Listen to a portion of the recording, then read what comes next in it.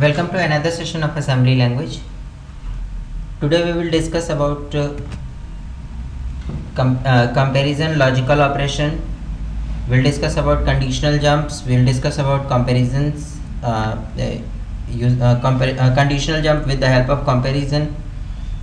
इसके अलावा हम लूप्स और लार्ज इंटीजर्स यानी 128 बाइट्स और उससे ऊपर के इंटीजर्स के बारे में बात करेंगे.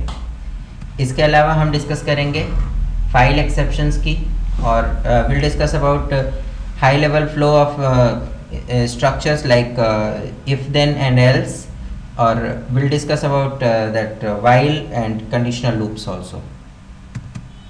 So let's start. Logical instructions are very much like OR, AND, XOR, test. So इनके हेल्प से हमें बाइनरी आउटपुट मिलता है, या तो 0 या 1. ठीक है. So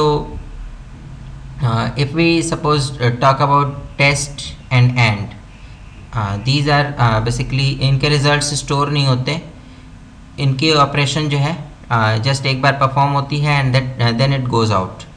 okay. Now if suppose I want to check that what was the previous instruction, then I can read it in the flag register or I can see it in the memories also. Normally हमारा sign flag, zero flag और parity flag ये जो है define करते हैं कि किस तरीके का पिछला रिजल्ट आया था. If suppose previous result was negative, then sign flag is 1, otherwise it is 0. If the previous result was 0, then 0 flag is 1, otherwise it is 0. In the same way you can identify with the help of other flags also. ठीक है. अब अगर हम selective set या selective reset करना चाहते हैं तो we can go for the similar AND और ऑपरेशंस. लाइक एंड ऑपरेशन से आप सेलेक्टिव रिसेट करते हैं और से सेलेक्टिव सेट करते हैं. आप जो स्पेसिफिक बिट सेट करना चाहते हैं यानी वहाँ पे 1 रखना चाहते हैं तो you can use OR with that bit. Now there is XOR operation क्या करती है? ये सेलेक्टिव नॉट परफॉर्म करती है. सेलेक्टिव नॉट मतलब आप चाहते हैं कि सपोज़ कोई नंबर है, उसकी पहली 4 बिट्स जो हैं वो इन्वर्ट हो जाएं, यानी जो भी उनकी करंट वैल्यू है उसकी जगह उसकी ऑपोजिट वाली वैल्यू आ जाए, यानी 0 है तो 1 और 1 है तो 0 आ जाए. ठीक है. और शुरू की 4 बिट्स के साथ कुछ ना हो. So what you can do is you can just XOR it with 0 0 0 0 1 1 1 1 B. ठीक है. इसके साथ जब XOR करेंगे तो you will get not of first 4 bits. इसी तरीके से अगर 0 से XOR होता है तो आपको हमेशा ही जिस इनपुट के साथ में आपने XOR किया था वही मिलता है, और अगर सेम नंबर को उसी के साथ अगर XOR कर देते हैं तो you will get 0. That is a clear. Okay. Now let's understand about conversion of cases. Suppose मेरे पास लोअर केस में कुछ नंबर्स हैं. लोअर केस मतलब small ABCD and I want to convert it into upper case. What I can do is there are 2 steps I have to follow.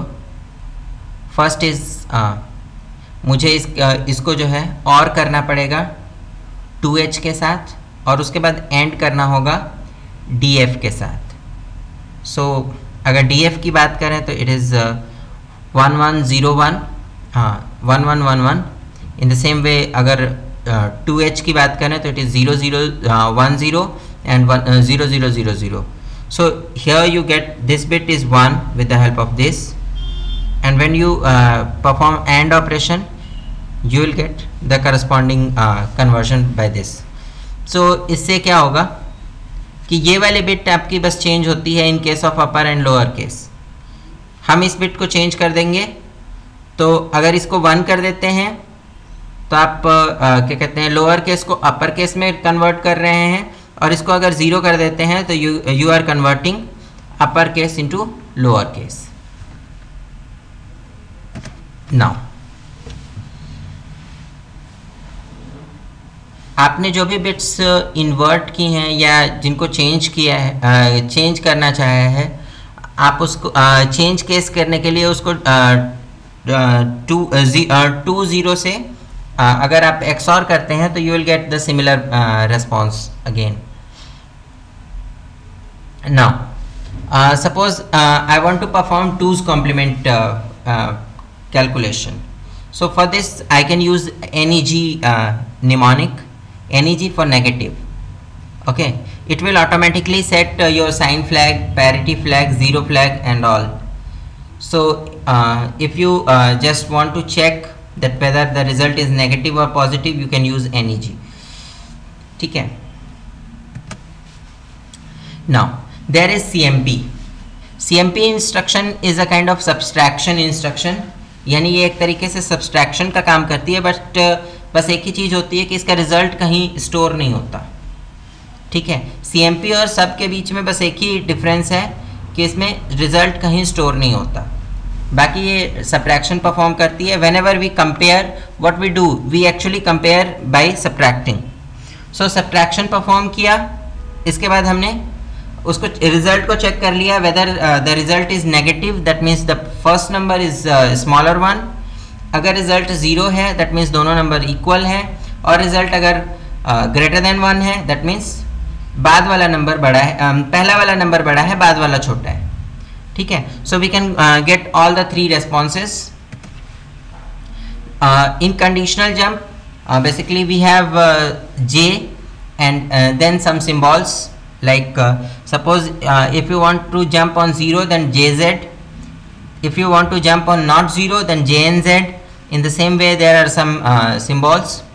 इसके बाद आप destination का label define करते हैं. डेस्टिनेशन लेबल जो है ये आपका वो मेमोरी लोकेशन होता है जहाँ पे आप जंप करके पहुँचने वाले हैं. ठीक है, so it checks the flag condition and then it jumps conditionally. Here you can see some list of jumps, conditional jumps, that is like jump on 0, jump on equal, jump on not 0, jump on not equal, jump on carry, jump on no carry, jump on XZ, that is CX is 0. Sorry, jump JCXZ, that is when CX is 0 उस समय jump करना है. Jump on ECXZ, that is ECX की value 0 हो तब jump करना है. ठीक है, JP and JNP, jump on parity even and jump on parity odd. in the same way JA is when first number is greater than jump. Jump on NBE, that is not below and equal, that is again when the first number is greater. Jump on AE, that is jump on above and equal, अगर पहला number बड़ा है या बराबर है. in the same way JB, JNB, JNE and JB are can be used. In the same way अगर आप sign comparison के हेल्प से देखना चाहते हैं तो you can use some sign comparison jumps also, like jump on greater when sign and 0 both are 0. Jump on less than and equal, again same. Jump on greater than and equal, that means sign flag की value 0 है.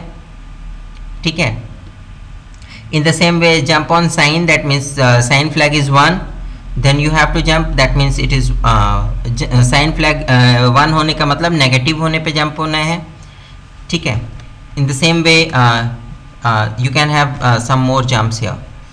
Okay, now let's move on to the next topic. Here we have branch instructions. branch instructions क्या होती हैं कि जब हम चाहते हैं कि ये कंडीशन अगर फॉलो होती है तो कुछ स्टेटमेंट एग्जीक्यूट हो और नहीं फॉलो हो तो दूसरा स्टेटमेंट एग्जीक्यूट हो. So we can use this kind of block with the help of different conditional jumps. We can use conditional jumps to create loops also. And other than this there is unconditional jump. It is JMP, then destination label.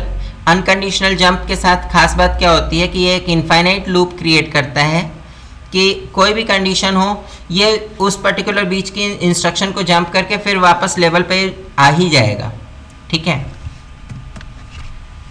तो unconditional jump के साथ क्या होगा कि it will again jump to top, in this case here you see JMP to top, it again comes here. अगर बीच में कोई ऐसी कंडीशन आती है जिससे कि आप इसको इस लूप से बाहर निकाल रहे हैं, then it is okay, but if it is not there then what happens, it again jumps up to this case. इसी केस में अगर हमने दूसरा एक लूप क्रिएट किया, jump on not equal to top, so यहाँ पे ये जब इक्वल नहीं है तब केवल टॉप पे आएगा, जबकि यहाँ पे ये इक्वल नहीं है तो ये एग्जिट पे चला जाएगा, ठीक है। Both the instructions are of the same type, program is doing the same thing but the way of writing is different. Now let's understand about checking alphabetic input. So if you want to compare with any ASCII character, you can use that ASCII character in single quotes. Okay, if it is equal to that ASCII character, you will get 0 flag high, ठीक है। अगर आपको suppose ऐसा कुछ चाहिए कि character capital A से capital Z के बीच में आता है तो आप कुछ एक्टिविटीज़ परफॉर्म करना चाहते हैं, in that case you can find out with the help of 2 statements.